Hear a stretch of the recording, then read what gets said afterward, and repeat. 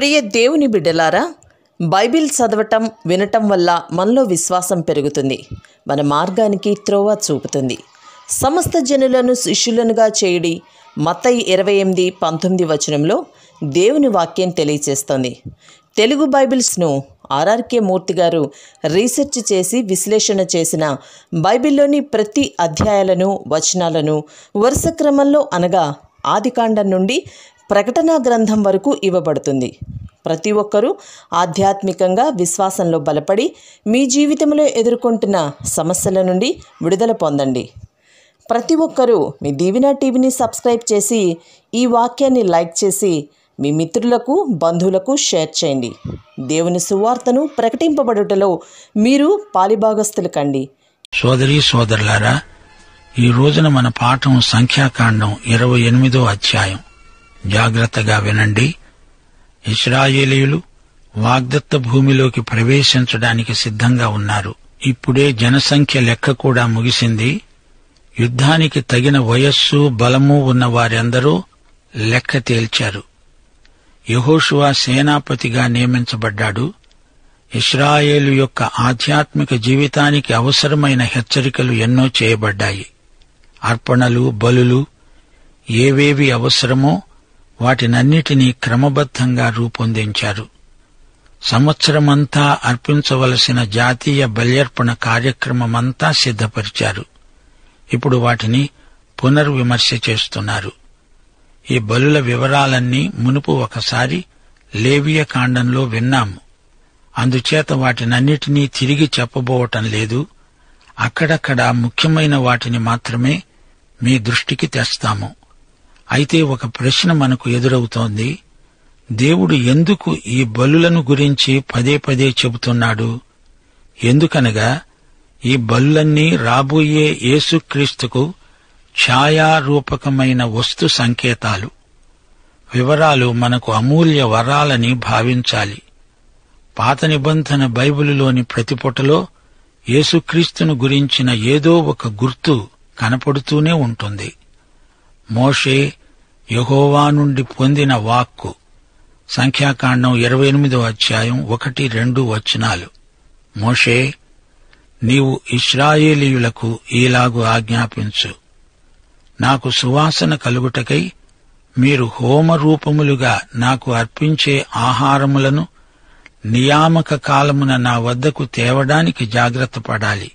గమనించారా? దేవుడు అంటున్నాడు, నాకు అర్పించే ఆహారం నా వద్దకు తేవాలి. నాకు సువాసన రావాలి. నాకు అది ఇంపైన పరిమళ హోమం. మా శ్రోతలకు జ్ఞాపకమున్నదా? లేవియ కాండంలో 2 రకాల హోమాలు పేర్కొనబడ్డాయి. కొన్ని ఇంపైన సువాసన హోమాలు, కొన్ని సాధారణమైనవి. 5 అర్పణములలో 3 పరిమళ హోమాలున్నాయి, 2 సాధారణ హోమాలు. గ్రహించండి, పరిమళ హోమం యేసుక్రీస్తు వ్యక్తిత్వాన్ని సూచిస్తుంది. సాధారణ హోమం యేసుక్రీస్తు చేసిన కార్యమును అనగా ఆయన మన కోసం చేసిన విమోచన క్రియను చూపుతుంది. ఇక్కడ దేవుడు పరిమళ హోమమును గురించి మాట్లాడుతున్నాడు. ఇది యేసుక్రీస్తు చేసిన పని కాదు, ఆయన వ్యక్తిత్వం. ఆయనను గురించిన తలంపులు కావు, ఆయననొక వ్యక్తిగా పరిమళ హోమముగా చూపుతున్నాడు. సోదరీ సోదరులారా, ఆరాధన అనే మాట తరచుగా వింటున్నాము. ఆరాధన కార్యక్రమాలలో పాల్గొంటున్నాము కూడా. అయితే అసలైన ఆరాధన జరుగుతున్నదా? నా హోమము, నా ఆహారము, నా బలి అంటున్నాడు దేవుడు. యేసుక్రీస్తునందే ఆనందిస్తున్నాడు దేవుడు. అలాగే శిలువపై యేసు చేసినదే దేవునికి తృప్తినిచ్చింది. మత్తయి శుభవార్త 11వ అధ్యాయం 28వ వచనం. ప్రభువు పిలుపు విన్నారా? ప్రయాసపడి భారము మోసుకొంటున్న సమస్త ప్రజలారా, నా వద్దకు రండి, నేను మీకు విశ్రాంతి కలుగచేస్తాను అంటున్నాడు ప్రభువు. నీ పాపభారాన్ని ఆయన వద్దకు తేవాలి. ఆయన ఏమై ఉన్నాడో ఆ విషయమై నీ ఆత్మకు తృప్తి కలగాలి. ఆయన దేవుని కుమారుడు కాని ఎడల ఆయన చేసినదంతా వ్యర్థమే. ఆరాధన అనగా యేసుక్రీస్తు యొక్క వ్యక్తిత్వాన్ని గుర్తించి స్తుతించటం, అనగా దేవుడు తన కుమారుణ్ణి గురించి ఏమి అంటున్నాడో అదే మనము అనుకోవడం. ఇప్పుడు సంఖ్యాకాండం 28వ అధ్యాయం 3వ వచనం. మీరు యెహోవాకు నిత్యమైన దహనబలి రూపముగా ప్రతిదినము నిర్దోషమైన ఏడాదిదగు మగగొర్రె పిల్లలను అర్పించాలి. శ్రోతలు వింటున్నారా? ఈ దహనబలి యేసుక్రీస్తు యొక్క వ్యక్తిత్వాన్ని చూపుతుంది. దహనబలి పూర్తిగా దహించబడుతుంది. ఆ హోమపు పొగ పైకి ఎగసిపోతుంది. ఆ హోమ ధూమము దేవుని దగ్గరికి వెళ్తుంది. దానిని దేవుడు ప్రీతిగా ఆఘ్రాణిస్తాడు. అందుకే దహనబలి అంత ముఖ్యమైనది. ఇప్పుడు మనం 29వ అధ్యాయానికి వస్తున్నాం. ఇది 28వ అధ్యాయానికి కొనసాగింపు మాత్రమే. పండుగ సమయాలలో, ఉత్సవ కాలాలలో అందరూ కలిసి వస్తారు. కాని పశ్చాత్తాప దినం ప్రత్యేకమైనది. సంఖ్యాకాండం 29వ అధ్యాయం 7వ వచనం వినండి. ఈ 7వ నెల 10వ రోజున మీరు పరిశుద్ధ సంఘముగా కూడాలి. అప్పుడు మిమ్మును మీరు దుఃఖపరుచుకోవాలి, ఏ పని చేయకూడదు. ఇది లేవియకాండం 23వ అధ్యాయం 7వ వచనానికి పునరుక్తి. ఈ 7వ నెల 10వ రోజు పాపము నిమిత్తమైన ప్రాయశ్చిత్తార్థమైన దినం. అందులో పరిశుద్ధ సంఘముగా కూడాలి. మిమ్మును మీరు దుఃఖపరుచుకొని యెహోవాకు హోమము చెయ్యాలి. 29వ అధ్యాయం ముగింపులో పర్ణశాలల పండుగ పేర్కొనబడింది. ప్రజలు తమ పాపముల కోసమై, అపరాధముల కోసమై బలులు అర్పించబడినట్లు చెప్పబడింది. సోదరీ సోదరులారా, ఈ 2 అధ్యాయాలలో మనము ఎన్నో సత్యాలు నేర్చుకోగలుగుతాము. మనం పాపులము. ఆ సంగతి నీకు తెలియకపోయినా నీవు పాపివే. దేవుని వాక్యాన్ని జాగ్రత్తగా వింటే నీవు ఎలా పాపివో బోధపడుతుంది. నీవు పాపివి, నీకు రక్షకుడు కావాలి. ప్రతి మానవుడు పాపే. ప్రతి మానవునికి రక్షకుడు కావాలి. ఆయనే యేసుక్రీస్తు. ఆయన మన కోసమై శిలువ మీద చనిపోయాడు. మన పాపాలకు వెల చెల్లించాడు.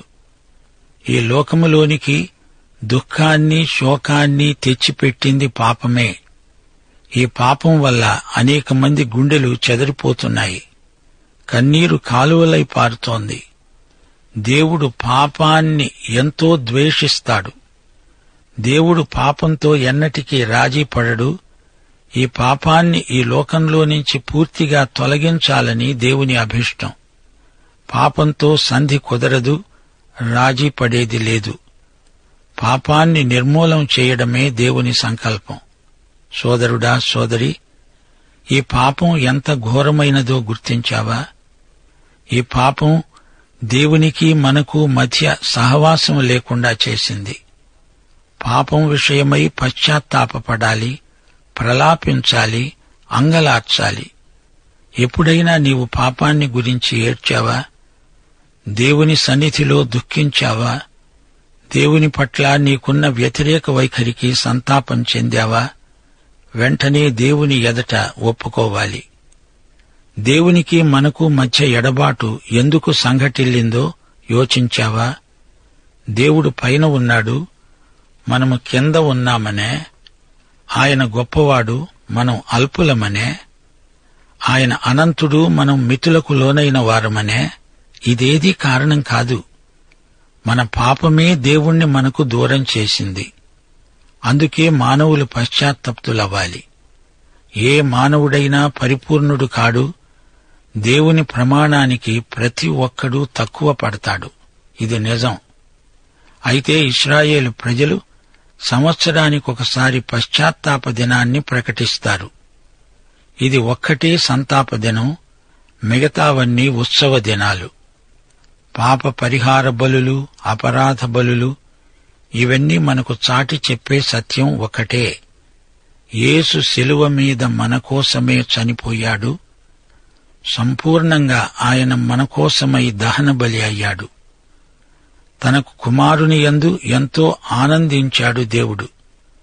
మన ప్రభు అయిన యేసుక్రీస్తు ఎంత ఆశ్చర్యకరుడో చూడండి. ఆయన మన కోసమై దేవునికి పరిమళ బలి అయ్యాడు. ఆయన మన కోసమై శిలువ మీద చనిపోయి పాప పరిహార బలి అయ్యాడు. పాపమెరుగని యేసు మన కోసమై పాపమయ్యాడు. మనము క్రీస్తునందు దేవుని నీతి అగునట్లు ఆయన నీకు బదులు నాకు బదులు శిలువ మీద చనిపోయాడు. ఇక్కడ శిలువ మీద ఆయన నా స్థలాన్ని ఆక్రమించాడు. అక్కడ పరలోకమందు తన స్థానం నాకిచ్చాడు. సోదరుడా, సోదరి, నీవే గనుక ఈ రోజున రక్షించబడితే క్రీస్తుతో పరలోకమందు సమాన హక్కులు పొందుతావు. క్రీస్తు తన హక్కు నీకిచ్చాడు, లేకపోతే నీవు పరలోకాన్ని చేరలేవు. క్రీస్తు దేవునికి ప్రియుడు. ఆ ప్రియుని యందే మనం అంగీకరించబడ్డాము. ఇదే ప్రాతిపదికపై దేవుడు నిన్ను నన్ను అంగీకరిస్తున్నాడు. దేవునికి స్తోత్రం. ఇప్పుడు మనం 30వ అధ్యాయంలోకి వస్తున్నాం. ఈ అధ్యాయంలో మొక్కుబడులను గురించిన నియమాలు పొందుపరచబడి ఉన్నాయి. ప్రమాణం చేస్తే నెరవేర్చి తీరాలి. స్త్రీ యొక్క మొక్కుబడులు ఆమె తండ్రి లేక భర్త చేసిన ప్రమాణాలపై ఆధారపడి ఉంటాయి. విధవరాలి మొక్కుబడులు, విడాకులు పొందిన స్త్రీ యొక్క మొక్కుబడులు నిలుస్తాయి. ఇప్పుడు వివరాలు వినండి. ఈ 30వ అధ్యాయమంతా మొక్కుబళ్లను గురించే. ఆస్తిపాస్తుల విషయంలో స్త్రీలకు పురుషులతో సమాన హక్కులు ఇవ్వబడినట్లు చూచాము. ఈ అధ్యాయంలో స్త్రీలు బాధ్యతాయుతంగా మొక్కుబళ్లు ఎలా అర్పిస్తారో చూస్తాము. లేవియ కాండంలో ఇంతకు మునుపే మొక్కుబళ్లను గురించి వివరంగా విన్నాము. దేవుడు మొక్కుబళ్లకు ఎంతో ప్రాముఖ్యతనిచ్చాడు. దేవునికి మొక్కుకున్నప్పుడు దానిని తప్పక చెల్లించాలి. అవివేకంగా మొక్కుకోకూడదు. ఈ రోజున చాలామంది దేవునికి ప్రగల్భ వాగ్దానాలు చేస్తున్నారు. ప్రజల చేత అలాంటి వాగ్దానాలు చేయించేవారు కూడా నేరస్తులే. యేసుక్రీస్తును అంగీకరిస్తాను అనే వాగ్దానం తప్ప మరెట్టి వాగ్దానానికి మనుష్యుల మీద ఒత్తిడి తేకూడదు. భంగమైపోయిన వాగ్దానాలు ఎన్నో ఉన్నాయి. వాగ్దానము గాని మొక్కుబడి గాని స్వచ్ఛందమై ఉండాలి. బాధ్యతాయుతంగా ప్రతిజ్ఞలు చెయ్యాలి. చేసినప్పుడు వాటిని నెరవేర్చాలి. ఇప్పుడు సంఖ్యాకాండం 30వ అధ్యాయం 1-2 వచనాలు వినండి. మోషే ఇశ్రాయేలీయుల యొక్క గోత్రాధిపతులతో అన్నాడు, ఇది యెహోవా ఆజ్ఞాపించిన సంగతి. ఒకడు యెహోవాకు మొక్కుకొనిన ఎడల లేక తాను బద్ధుడగుటకు ప్రమాణము చేసిన ఎడల తన మాట తప్పక తన నోట నుండి వచ్చినదంతా నెరవేర్చాలి. ఈ రోజున క్రైస్తవులకిది చాలా ప్రాముఖ్యమైన అంశం. రోమాపత్రిక 10వ అధ్యాయం 9-10 వచనాలలో పౌలన్నాడు, యేసు ప్రభు అని నీ నోటితో ఒప్పుకుని దేవుడు మృతులలో నుండి ఆయనను లేపాడని నీ హృదయమందు విశ్వసించిన ఎడల నీవు రక్షించబడతావు. ఏలయనగా నీతి కలుగునట్లు మనుష్యుడు హృదయములో విశ్వసిస్తాడు, రక్షణ కలుగునట్లు నోటితో ఒప్పుకుంటాడు. యేసుక్రీస్తునందు ఎలాగూ విశ్వాసముంచాలి? హృదయమందు విశ్వసించాలి. అప్పుడేం జరుగుతుంది? నోటితో ఒప్పుకుంటావు. నోటితో ఒప్పుకోవడమే వాగ్దానము, ప్రతిజ్ఞ, ఒప్పుదల. అదే నీ విశ్వాస ప్రమాణం. అదే నీ మొక్కుబడి. నోరు చెప్పేది ముఖ్యమైనది కాదుగాని నోరు చెప్పేదాన్ని హృదయం విశ్వసించాలి. హృదయము నోరు ఈ రెండూ ఏకీభవించాలి. నీవు నోటితో నమ్మవు, నోటితో చెప్తావు, ఒప్పుకుంటావు. రక్షణ కలుగునట్లు నోటితో ఒప్పుకుంటాడు. హృదయము నోరు కలిసి యుగళ గీతం పాడాలి. ఇదే సూత్రం. ఈ అధ్యాయంలోని మొక్కుబళ్లకు ఇదే సూత్రం వర్తిస్తుంది. ఇప్పుడు సంఖ్యాకాండం 30వ అధ్యాయం 3-4 వచనాలు వినండి. ఒక స్త్రీ బాల్యమున తన తండ్రి ఇంట ఉండగా యెహోవాకు మొక్కుకొని బద్ధురాలైన ఎడల ఆమె తండ్రి ఆమె మొక్కుబడిని, ఆమె కలుగజేసికొనిన బాధ్యతను విని దానిని గూర్చి ఊరుకొనిన ఎడల ఆమె మొక్కుబడులన్నీ నిలుస్తాయి. ఆమె తాను బద్ధురాలగుటకు పెట్టుకొనిన ఒట్టు నిలుస్తుంది. ఆమె అవివాహిత అయి ఉంటే తన తండ్రి ఇంట నివసిస్తున్నప్పుడు ఆమె విషయమై తండ్రే బాధ్యుడు. ఆమె మొక్కుబడి చేసి ఉంటే, ఆ విషయమై తండ్రి మౌనంగా ఉంటే ఆమె చేసిన మొక్కుబడి నిలుస్తుంది. ఒకవేళ తండ్రి దానికి అభ్యంతరం చెబితే ఆమె మొక్కుబడి నిలువదు. ఆమె తండ్రి వినిన దినమున ఆక్షేపణ చేసిన ఎడల ఆమె మొక్కుబడులలో ఏదీ కూడా, ఆమె తన మీద పెట్టుకొనిన బాధ్యతలలో ఏదీ కూడా నిలువదు. ఆమె తండ్రి దానికి ఆక్షేపణ చేశాడు గనుక యెహోవా ఆమెను క్షమిస్తాడు. ఒకవేళ ఆమె వివాహిత అయితే సంఖ్యాకాండం 30వ అధ్యాయం 7-8 వచనాల ప్రకారం ఆమెకు వివాహమైన తరువాత ఆమె మొక్కుకొనిన మొక్కుబళ్లనైనను, అనాలోచితముగా ఆమె తన మీద పెట్టుకొనిన ఒట్లైనను ఆమె మీద ఉండుట ఆమె భర్త విని దాని గూర్చి వినిన దినమున అతడు ఊరకుండుట తటస్థించిన ఎడల ఆమె మొక్కుబళ్లను, ఆమె తన మీద పెట్టుకొనిన ఒట్టును అవి నిలుస్తాయి. వివాహిత అయిన స్త్రీ అయితే ఆమె మొక్కుబడి చేస్తే భర్త దానికి అభ్యంతరం చెబితే దానికి భర్తే బాధ్యత వహించాల్సి ఉంటుంది. కొందరు స్త్రీలు డబ్బు కోసం పెళ్లాడతారు. భర్తలు చేసిన వాగ్దానాలను, వారి వీలునామాలను వీరు విధవరాండ్లైనప్పుడు రద్దు చేసిన సందర్భాలు కూడా ఉన్నాయి. భార్యాభర్తలు సహకరిస్తే ఏ సమస్య ఉండదు. అయినా వారి తీర్మానాలు ప్రభువును మహిమపరిచే విధంగా ఉండాలి. సంఖ్యాకాండం 30వ అధ్యాయం 9వ వచనం వినండి. విధవరాలు గాని, విడనాడబడినది గాని తన మీద పెట్టుకొనిన ప్రతి మొక్కుబడి నిలుస్తుంది. విధవరాలు గనుక ఈమె ఇప్పుడు స్వతంత్రురాలు. ఆమె చేసిన మొక్కుబడి నిలుస్తుంది. దేవుని బిడ్డలు ఆడిన మాట ఎట్టి పరిస్థితిలోనూ తప్పిపోకూడదు. కీర్తనలు 15వ అధ్యాయం 4వ వచనం. అతడు ప్రమాణము చేయగా నష్టము కలిగినా మాట తప్పడు. మన దేవుడు మాట తప్పని దేవుడు గనుకనే తన బిడ్డలు తనలాగే మాట తప్పకూడదని ఆయన కోరుతున్నాడు. దేవుడు అబ్రహాముకు, దావీదుకు వాగ్దాన నిబంధనలు చేశాడు.